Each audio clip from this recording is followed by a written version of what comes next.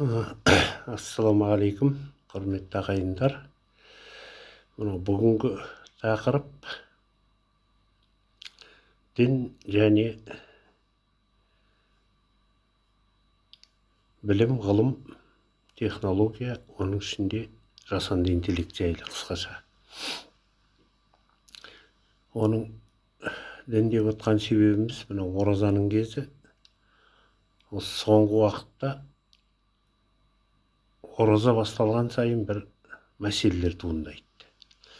Ол мәселе жастардың ораза ұстауы, оның ішінде тіпті бастауыш мектеп оқушыларының көбейіп кеткені. Алдында да айтып жүрміз ғой, осы сұхбаттар беріп, бірақ биылда тап сол мәселелер қайтадан туындады. Сосын оған тоқталуға тура келіп тұр.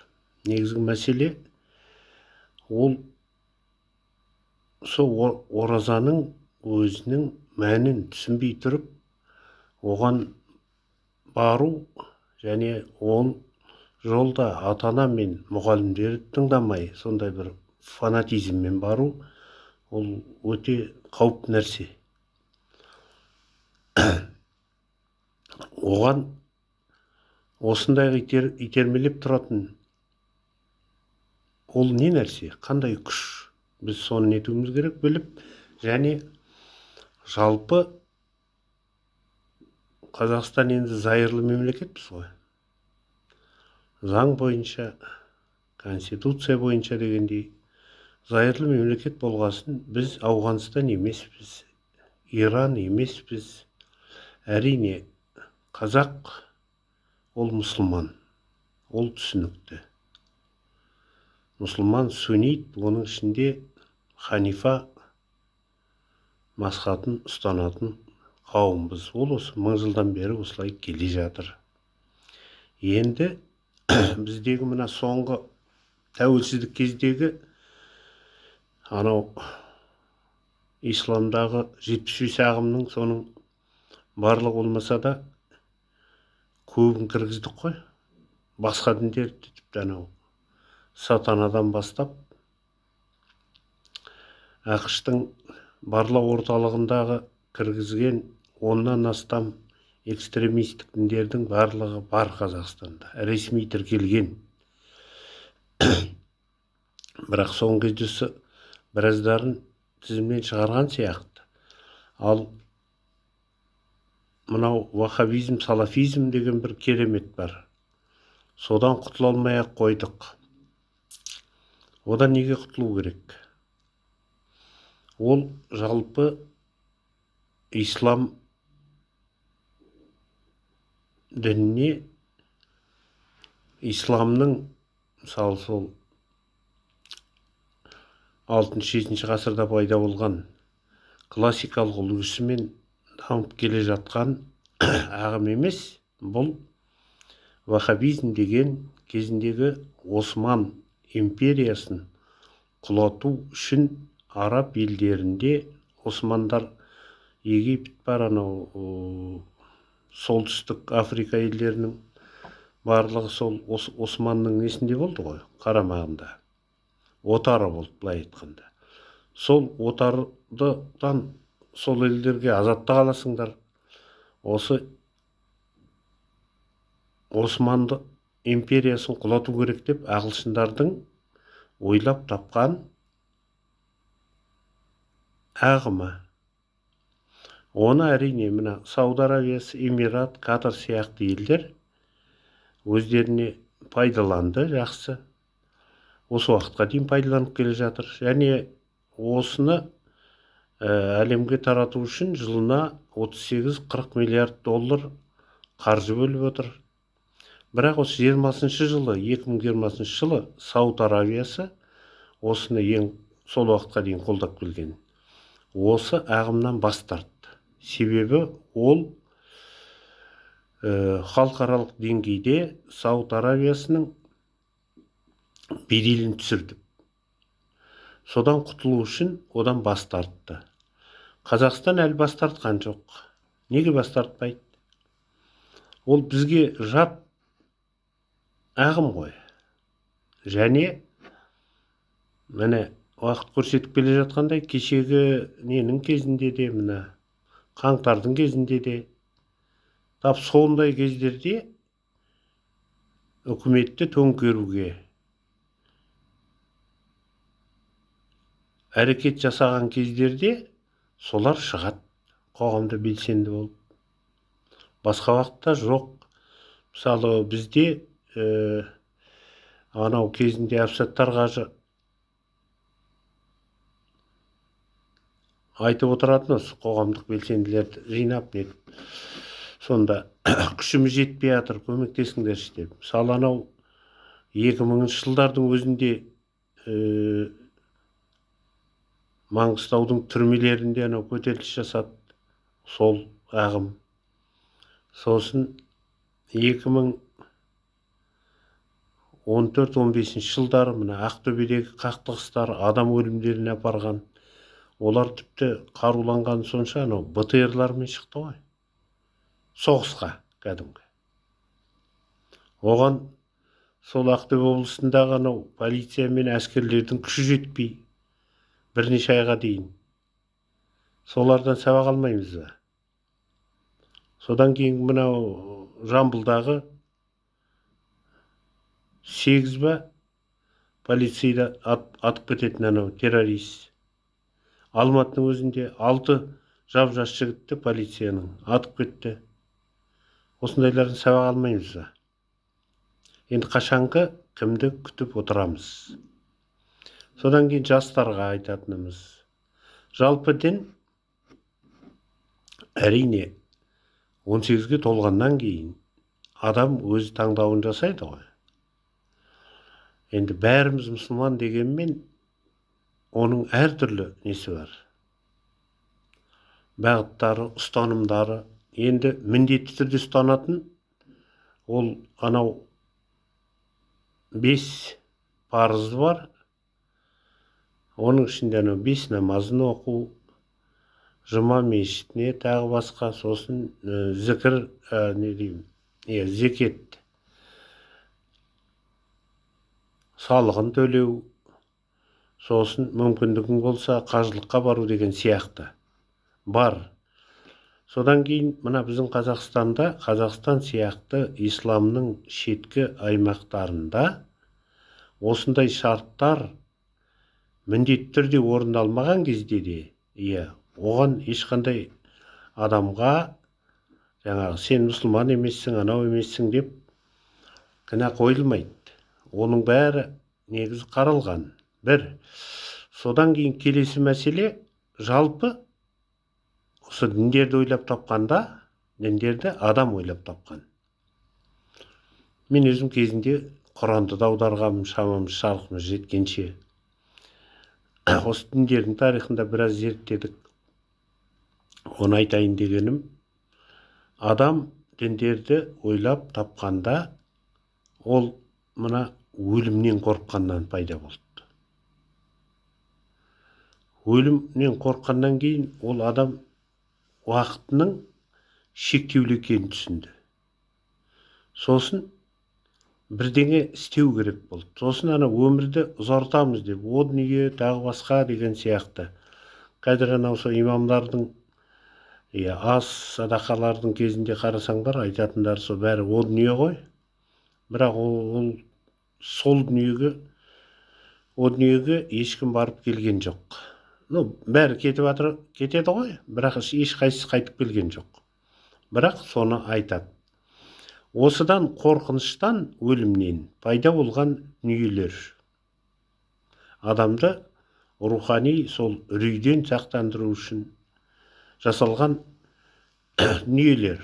Ал енді міне ғылым дамыған сайын, Галилейдің кезінде 15-16 ғасырларда христиандардың ішінде де мысалы инквизиция.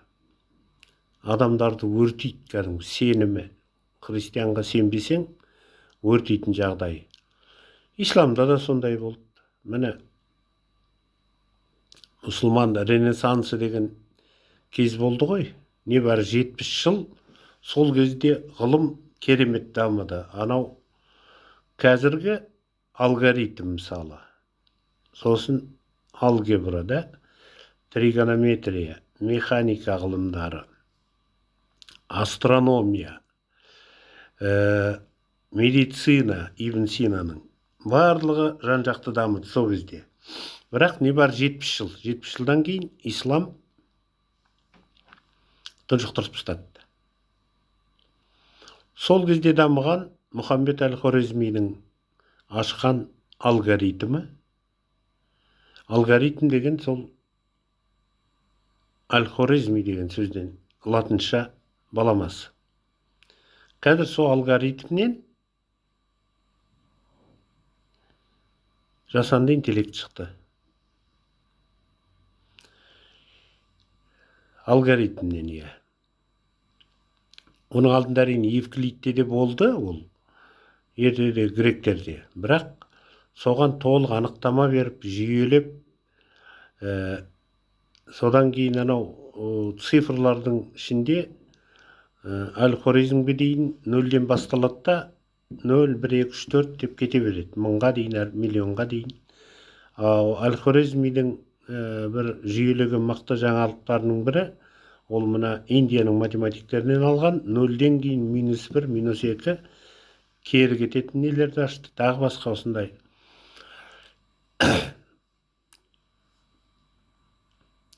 Сондай керемет ғылым барлығы дамып келе жатқанда технология, мысалы, сол арабтардың кезінде, араб мұсылман ренессансының кезінде аурухана, поликлиника, аптека, тағы басқа мына емдеудің барлық түрлері, Ибн Синаның еңбектері, мысалы 7-8 ғасыр бүкіл батыста соны оқыды университеттерде. Дамып жоқ қылып жіберді. Себебі ол керек болмады. Ортодоксалдық исламға ол керек болмады. Анау Газали бастаған, олар Омар Хайямның өзі де содан сол кездерде пайда болды, қандай ұлы математиктер. Оны айтайын тұрғаным, жалпы діндердің өзі шығуы, ол мына оны жаңа айттық қой, адам өлімнен қорққаннан шықты. Діндер көп болды. Мысалы басында анау Тәңір діні дейміз, одан кейін анау Заратуштра, үндіеуропалықтардың, буддизм, енді буддизм қазірге бар ғой, буддизм бар. Енді анау Жапонияда синтоизм, ислам, иудаизм оның алдында. Енді бұлардың бәрі адамды негізінен құл қылып ұстау үшін ойланып тапқан дүниелер, жалпы дін. Оны солай деп қабылдау керек. Енді ана Карл Маркс айтады ғой, халық опиум народ дейді, халықтардың у дейді, миды улайтын дүние. Тікесін айту керек, оны болмайды. Ол бізде қазақшылап ойбай, анаумыз, мынаумыз ештеңе емессің. Бәріміздің сүретіміз бір өмір. Халықтардың да, адамдардың да бәрінің. Сол Авиценнаның айтқаны бар, Ибн Синаның. Ақылды адам дінде болмайды дейді. Дін ақылды адамда болмайды дейді. Енді мен оны бұлай шорт кесіп, дін ұстамаңдар не деп отқан жоқпын.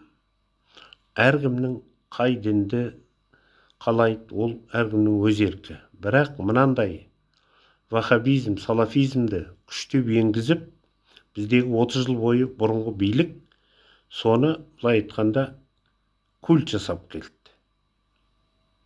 Ол үкіметті құлататын ағым. Негізгі мақсаты сол. Сауд Арабиясында да 20-шы жылы осыдан араб елдеріндегі ең бай мемлекет қой.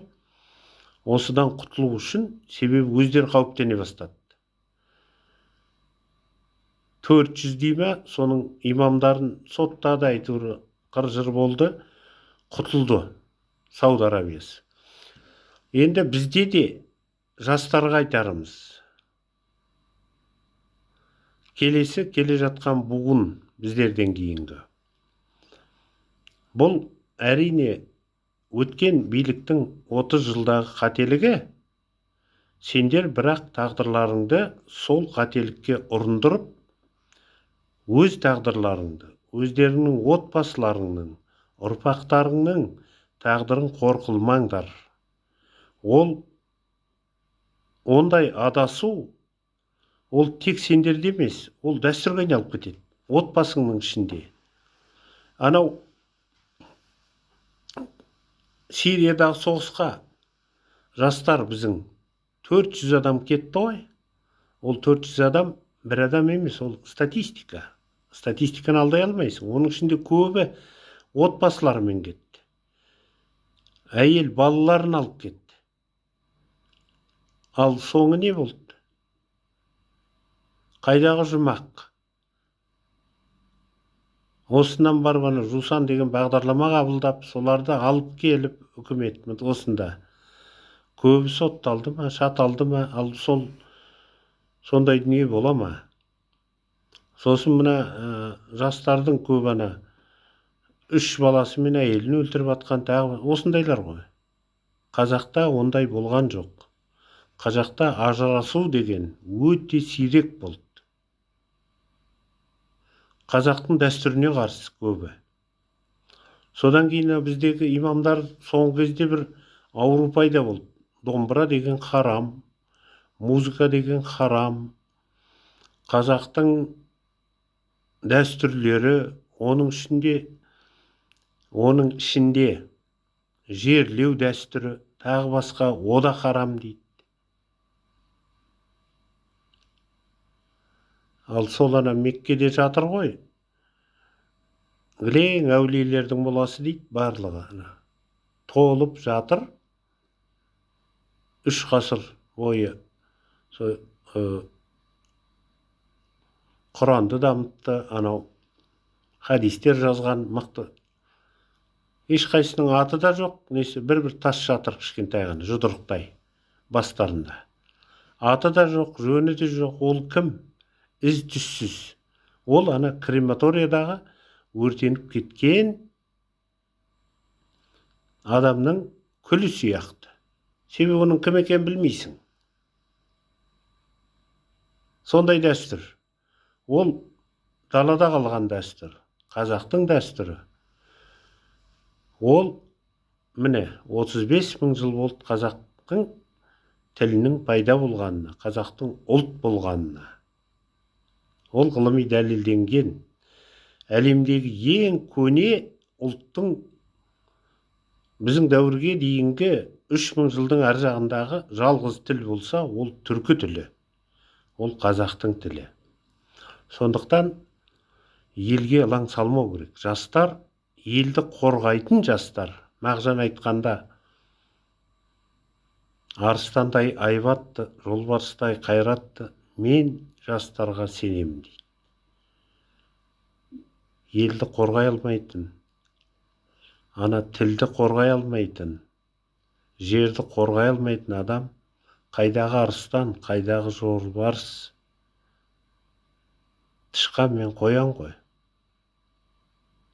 Содан кейін міне ажырасу, тағы басқа мына елде болып жатқан дүниелер осындайдан шығады. Енді мен бұрында да осы айтып жүрмін, жазып та жүрміз, ол 2,5 миллиардтан асты мұсылмандардың саны. Әрине қуанамыз, өзімізде мұсылман болғасын. Содан кейін мынау бізде бөлуге не тұрамыз?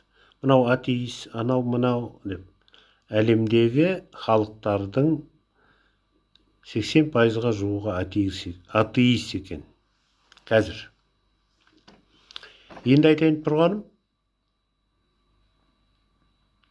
сол 63 ел бар жарпы исламда, мұсылмандардың әлемде 3 миллиардқа жуық жақындады халқы бар. Ол өте өсіп келе жатқан жақсы.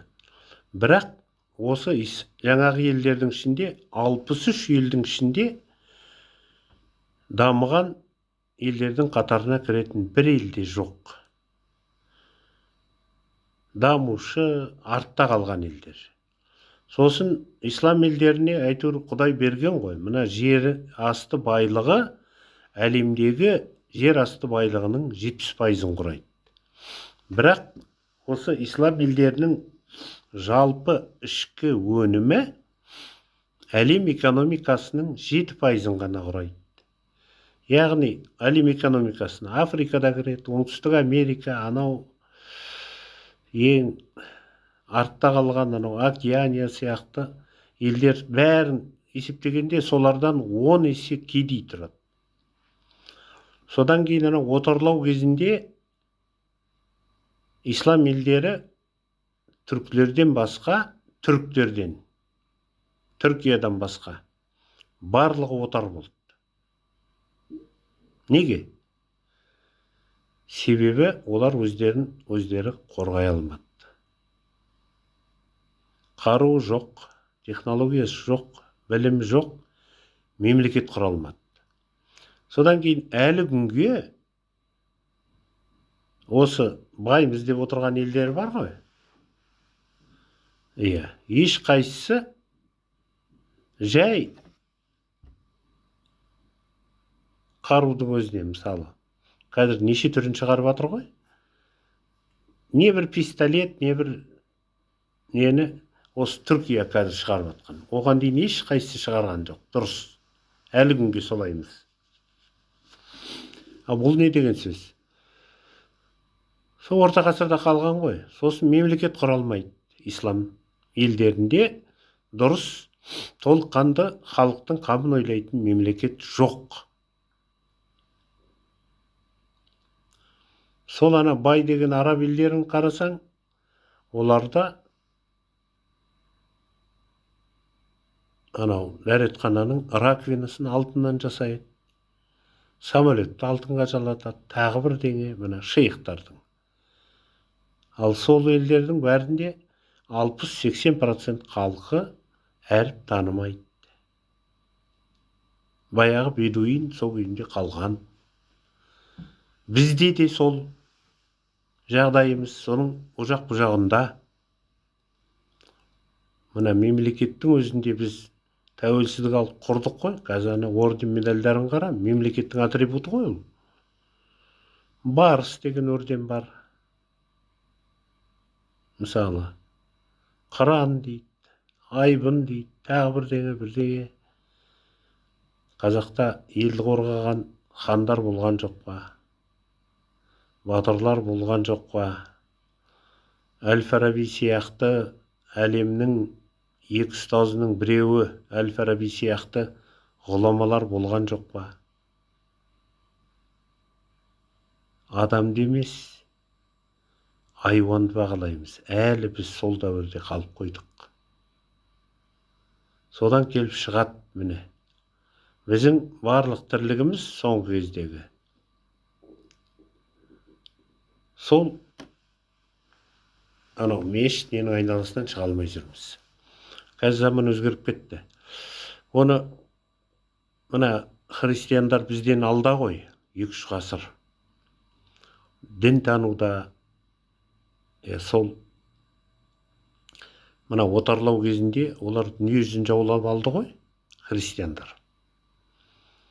Неге?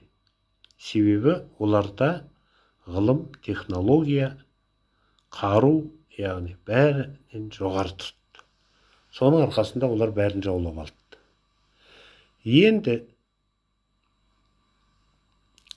1504 жылы ма Колумб барып Америка құрлығына тоқтайды. Енді содан басталды дейді.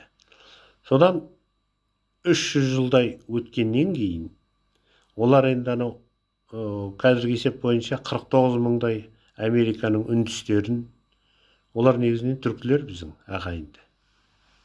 Сикуа, Кечуа, Аймара, тағы басқа тайпалар, сол Ацтек, Майя, Ольмек, Инт деген 4 өркениет болды атақты.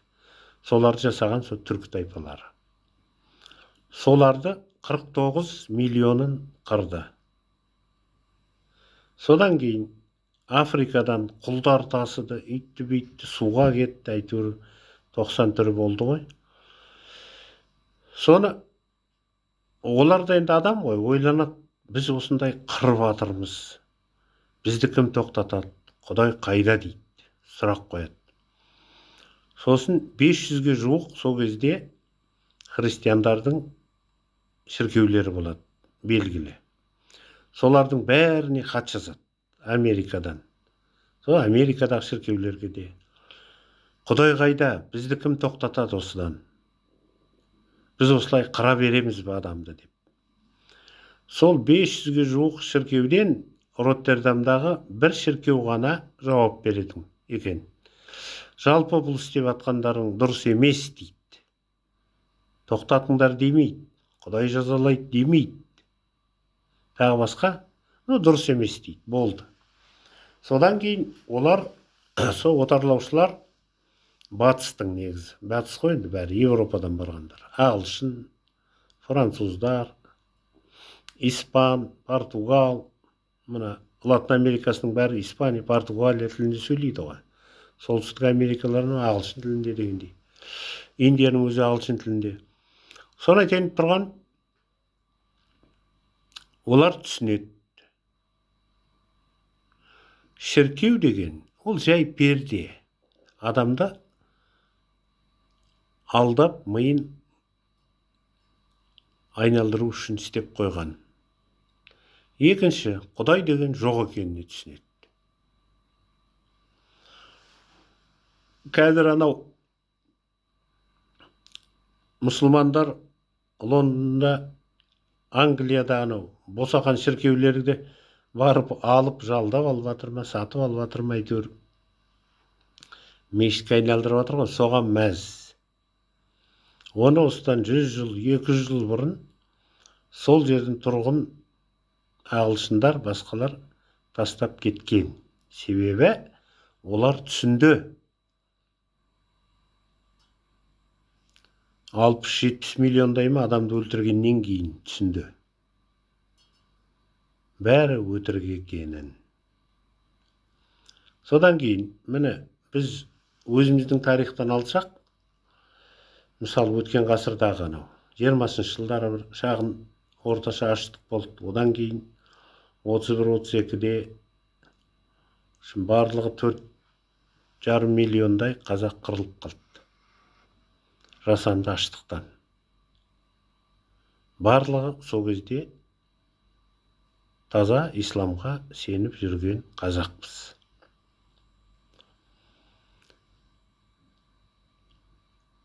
Мысалы сондай кезде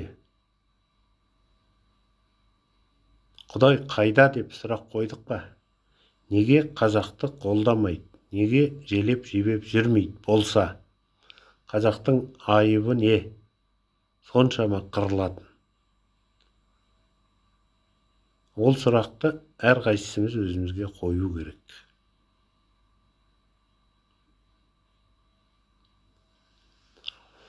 Міне қазір жақында шығып жатыр анау Батыс Қазақстан облысында Теректі ауданы да Ақмешіт деген жер.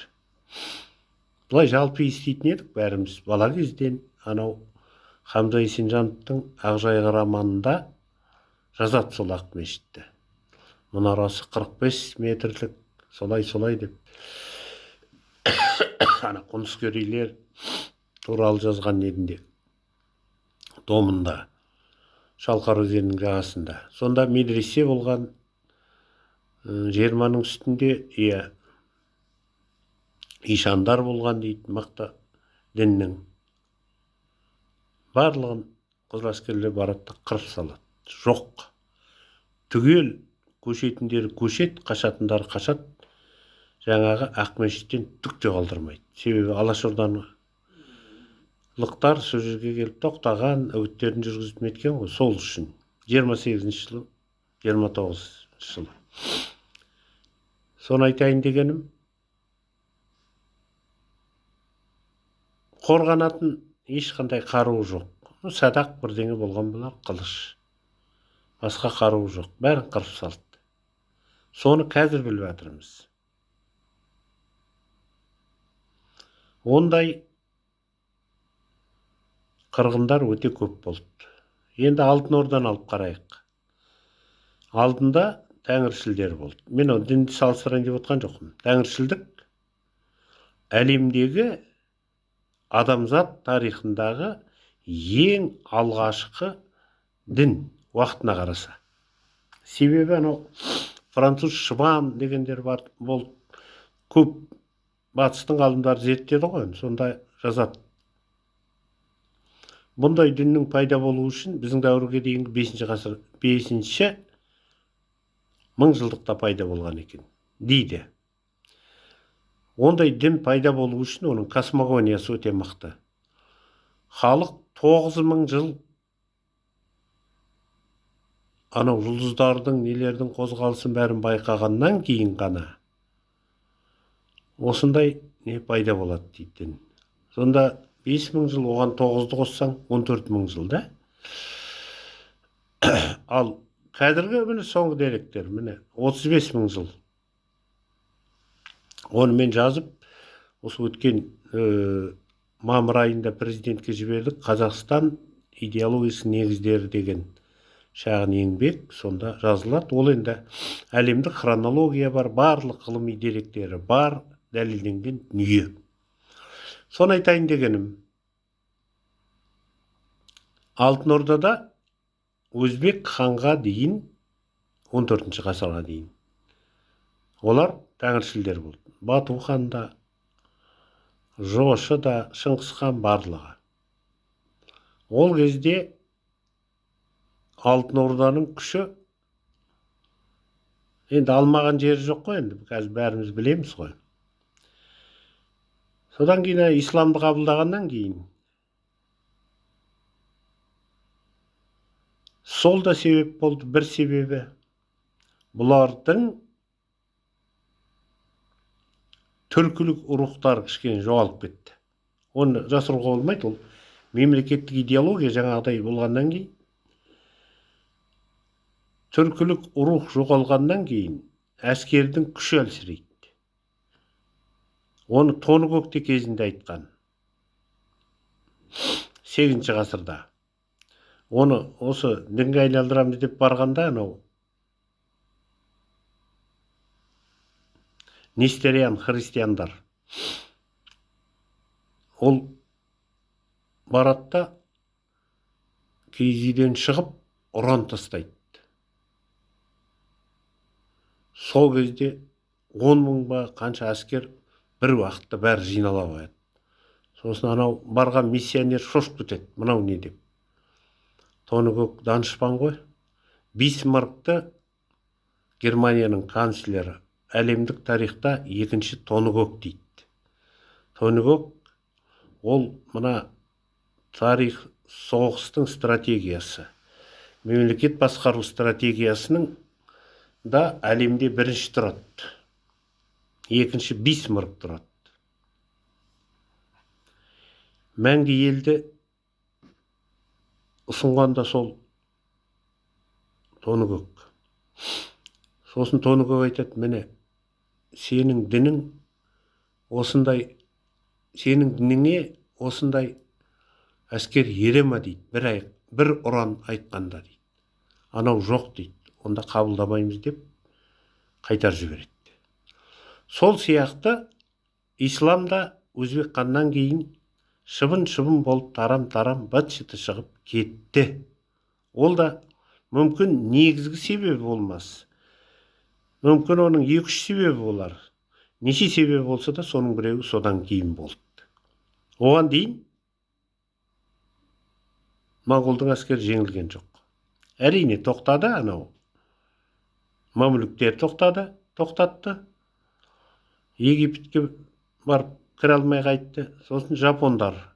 Жапондар да енді суға кетті ол. Кеме жасай алмады ғой. Соны айтайын дегенім, мына ұлттың рухы болу керек. Мемлекет құру үшін мықты. Сол көк түріктердің кезінде осы Қара теңізден анау Корей түбегін қоса түгел бәрі бір мемлекет болды. аттың тұяғымен соны басқарып отырды. Қазір міне жалтақтап мынаған бір қарап отырмыз. Содан кейін айтайын дегенім, исламды сақтап қалғанда осы түркілер. Оны ислам тарихшылары бәрі мойындайды. Түркілер болғанда мамлюктер. Осындай жағдай. Бірақ түрік мемлекеттері жаңа айтқандай ең кедей, көпшілігі қайыршы, надандықтан әлемде бірінші орын алады. Бұл статистика. Статистиканы алдай алмаймыз. Және 3 миллиардқа жуық халықтың ішінен 3 таза Нобель лауреаты шыққан жоқ. Неге? Себебі бұл елдер орташа 20-30 есе білімге, ғылымға, технологияны, қаржыны аз бөледі. Соған бөліп елді дамытуға, халықтың жағдайын жасауға, сол елдерді басқарып отқан басшылардың, король президенттерінің милары жетпейді. Себебі білімсіз ғой оларда. Білімсіз ортадан шыққандар. Біз оны мойындауымыз керек.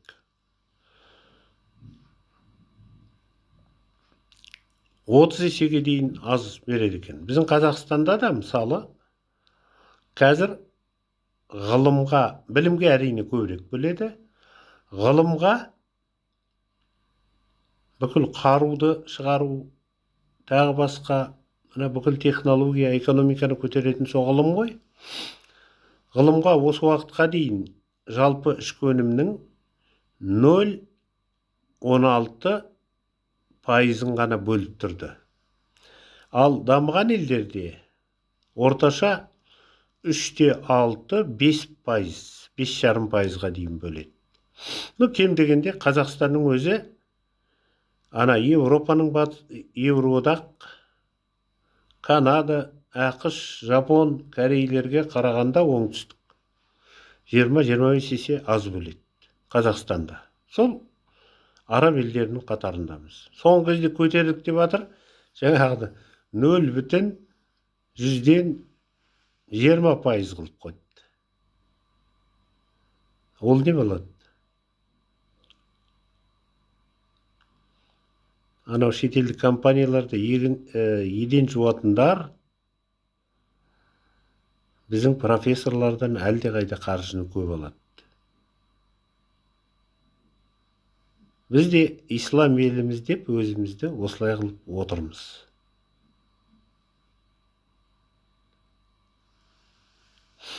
Рейгіннен кезінде сұраған екен, 1990 жылдар ғой басқарған. Сіз бай адамсыз ба деп бір журналист сұрақ қояды. Сонда ол айтады дейді, жоқ,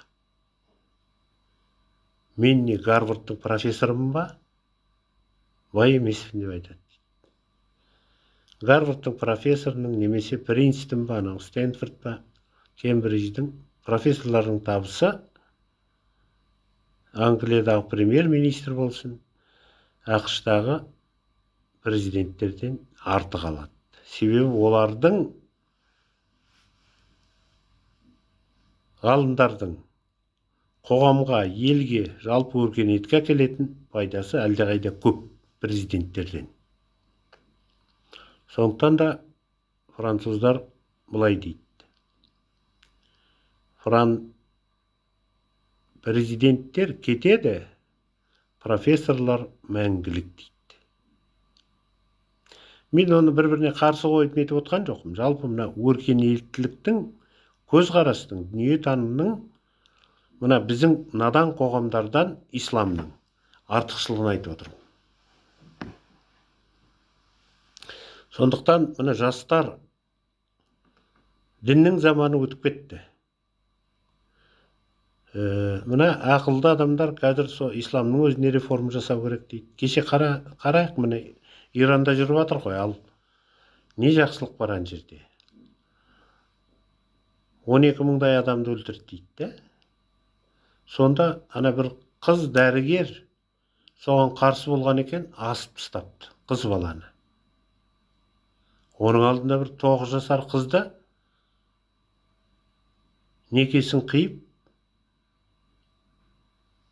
әйел қылып алды біреуі. Сондай бір надандықтардың орта ғасырлық анау Европада да болды ғой, ана инквизиция, Галилео Галилейді өртейді, тағы басқа. Сондай формалары ғой. Орта ғасырлық, айуандық. Сондықтан бұдан кету керек. Сосын жаңағы ағымдар ол ата бабаңнан қалған мұра емес. Ол орта ғасырлық діни фанатизмнің бір ағымы ғана. Одан кетпесе жастар, қайталап айтам, өзінің отбасын құртады. Тұқымы әрмен қарай дамымайды. Қазір біраз ақша алып, осы анау ұялы телефонның құрал саймандарын беретін болыпты ғой солар. Соларды алып береді, соны алып сатады, сонымен күн көріп жайлап нетіп жүр ғой. Күн көру де керек, бірақ таза еңбекпен. Елге қызмет ету керек. Қазір сол салафизмнің ішінде жүргендер анау кім еді? Тазабек дейді, тағы біреулерді айтады ғой. Оларға кезінде телеарналар бәрін ашып берді ғой, үкімет жағдай жасап. Сол енді ол кетті ғой, енді қазіргі үкімет соларға заңмен тоқтату керек. Елді уламау керек, халықты бүлдірмеу керек. Қоғамды аздырмас үшін сондайларға заңмен тыйым салыну керек. Ал мына жастар, оның ішінде жас балалар ештеңені түсінбейтін. Дін емес, міне айналысыңдар. Кеше октябрь айында президент жариялап осы енді кірісіп жатыр ғой. Жасанды интеллект дейді. Цифрландыру бар, инновация, яғни технология. Осымен айналысу керек. Білім алу керек. Ғылым.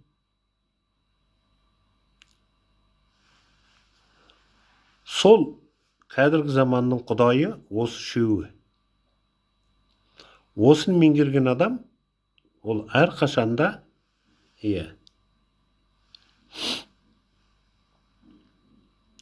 алда болады.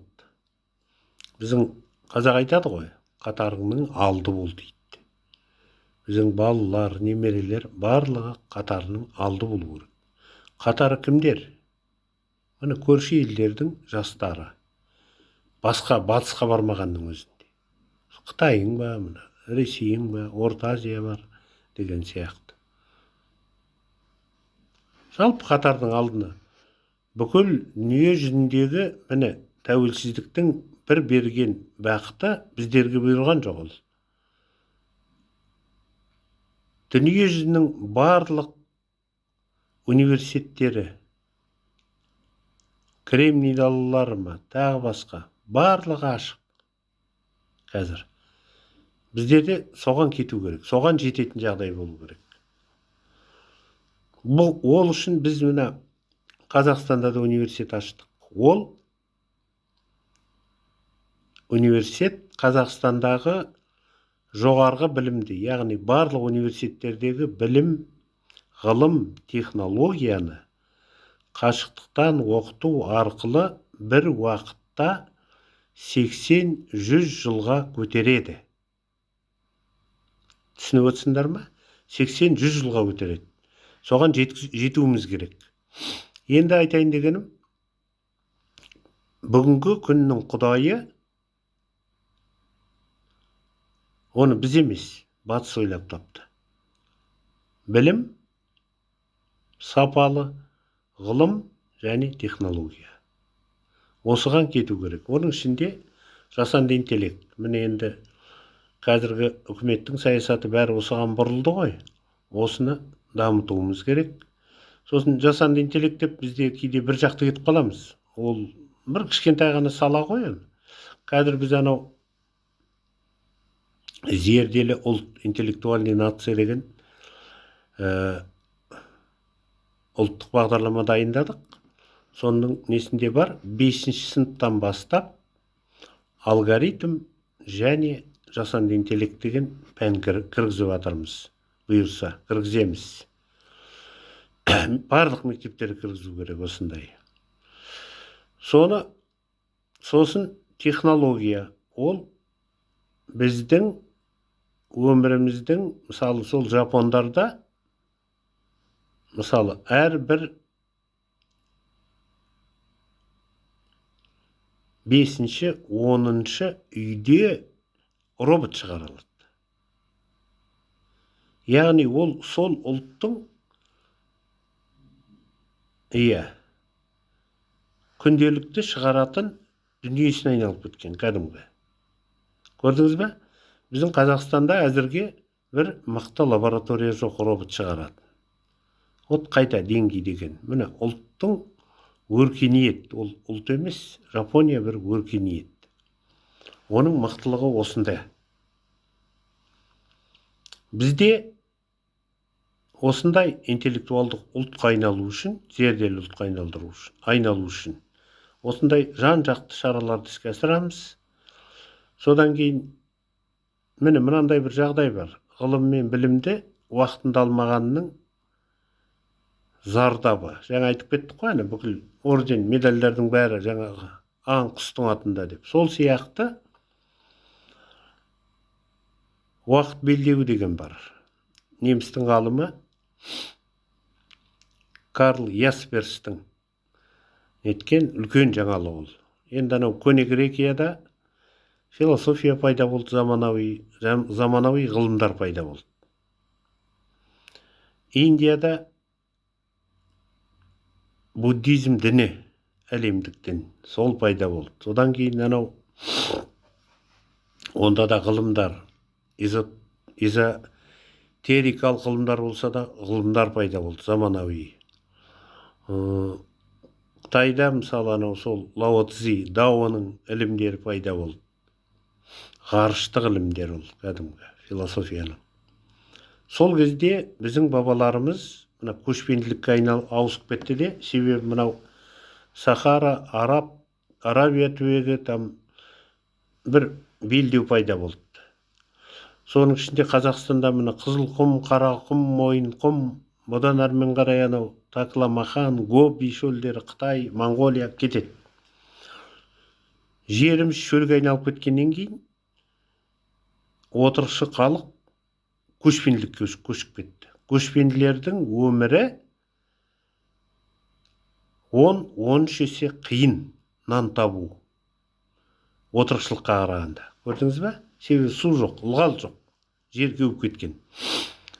Сол кезде жаңа заманауи ғылым, философия, жаңа ілімдер пайда болған кезде біздің бабаларымыз жаңағы малдың артынан кетіп қалды. Ол біздің дәуірге дейінгі 8-ші ғасыр, содан 2-ші ғасырға дейін 600 жыл бойы жаңағы уақыт белдеуінен біз ұтылып қалдық. Соның салдарынан біз аңыздық, мифтік соған дейінгі дәуірде қалып қойдық, санамыз. Мысалы анау Көкшетау мен Астананың ортасында құлагерге 2 ескерткіш тұр. Бірақ ақан серіге 1 ескерткіш жоқ. Қазақтың ең ұлы серілерінің біреуі ғой ғалым, ақын. Соған 1 ескерткіш жоқ сол ортада. Біздің неміз сондай енді ол, әлі күнге. Сол кемшілікті жою үшін қазір міне 2-ші сыныптан бастап бұл жаңа жоба, бұл және революциялық жоба. Логиканың және риториканың негіздері, ол сол Грекияда пайда болған көне философияның бір саласы негізгі. Содан кейін эстетика мен этика, сол 2-ші сыныптан бастап 7-8 жасар балалар оқитын болады. психологияның негізінде. Себебі ана суицидті бізде отбасыда, ата-ана, қоғамда, мектепте күресе алмайды екен. Қыз балалардың әсіресе суицидін. Соны олар суицидке берілмес үшін психологияны білу керек, соны оқытамыз. Тағы басқа осындай осы уақытқа дейін жоқ пәндер бар. Сананы ерте дамытатын. Біз осындай заманауи дүниелерге көшуіміз керек. Заманны уақыттан қалып қойдық.